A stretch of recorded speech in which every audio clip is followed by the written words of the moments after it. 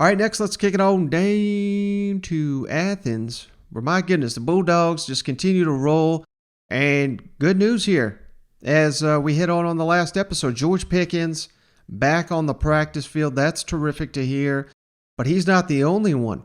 Darnell Washington, Tykee Smith, those players are also trending in the right direction according to Kirby Smart.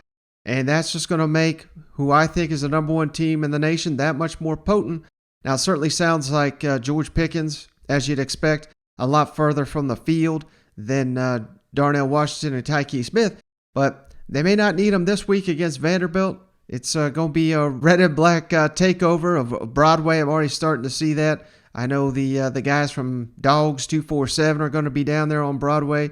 I think they're going to be at the Valentine. Who knows? I might even have to make an appearance down there. But so let's kick it over to Kirby, who's talked about George Pickens back at practice, Darnell Washington, Tykee Smith. Update on their status. They both were running and doing cardio yesterday. Did a good job. They ran today. They did not do their position work, meaning they didn't go and take reps.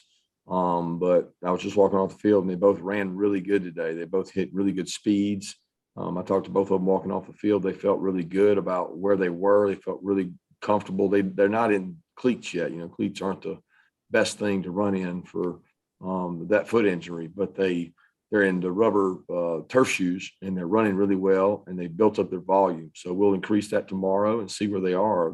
They're in a much better place, and I'm really pleased. I mean, I saw them running with black shirts on today, and I was like, who is that? That guy looks fast. But it was those guys, Tykee and Darnell. Hey, Kirby, we were out there yesterday, got to see George do a little something. First time we've seen him in a long time, and noticed he kind of came over and talked to you a little bit during the middle of that. What has this whole situation been like for George in your conversations with him? And, how's his progression going right now? How is he healing up? Yeah, I was excited for George. I guess I can't remember when it was, 2 weeks ago, maybe 2 weeks ago, Monday, or 2 weeks ago, Tuesday. He had a meeting with Dr. Andrews, and he visited with him. And of course, he's the foremost authority. And Ron went, and his mother went. And they had a sit down meeting, and he felt like he was in a really good spot, and cleared him to do some football activity in terms of route running and things on air, not contact.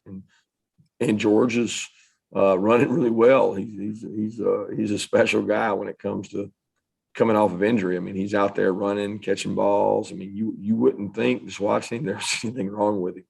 But Ron has a protocol, and Ron's following that exactly.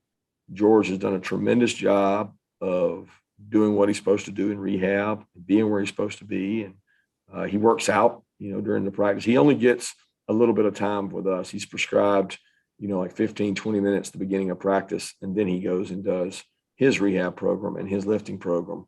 And he's done a great job of doing that. So what is the prognosis? I don't know. I don't know the timeline on that. I do know that he's working really hard, and we've not made it about, George's return. That's not what we talk about. We talk about George getting healthy, and that's what we've consistently sold to him. So this game, clearly mismatch.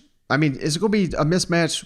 Georgia plays anybody outside of Florida and potentially Alabama in the SEC championship game. I mean, anyone else, it is going to be a mismatch, but this is going to be a serious mismatch.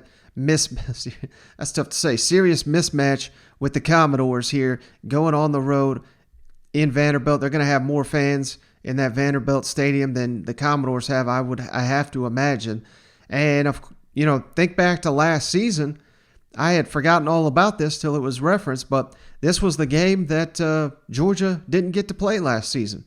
Vanderbilt canceled, and it was at the tail end of the season, and there was just no way to make anything up.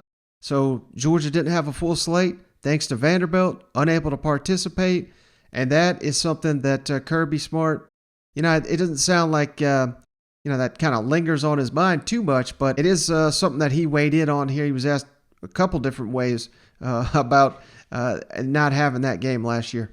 My emotions were just disappointment because the players had prepared. I think we'd already prepared once, maybe. I can't even remember that season, but I know that there was an expectation we were going to get to play them, and it was more about I guess, home game, right? It's about our last home game. And for the seniors, I wanted it because they had meant so much for our program, and so many of them had been through, turnaround, and I just wanted the game for them. And then when the coach called me, the interim coach called me, I was like, man, golly, it hurt. But I understood it was beyond his control, and it is what it is. I really didn't do much to find a game. I mean, I text a couple people just hoping, but it was too short notice. And I know some of the people upstairs and Josh tried to call and work some things out, but there was no realistic shot. I don't think it was never like it was close to anything. So it could be a bit of a revenge factor for Georgia in this matchup, which I'm just shaking my head thinking about. And if nothing else, I mean, I think this is a great way for the Georgia Bulldogs to avoid the letdown, knowing that what happened last year and they didn't have that opportunity. I don't know. We'll see. We'll see if that really is a factor or not. But I'll tell you what is a factor. Vanderbilt Commodores lost their running back, Ramon Davis, for the season. Really unfortunate. He's a starting running back. He was the transfer from Temple. So he's out of the lineup.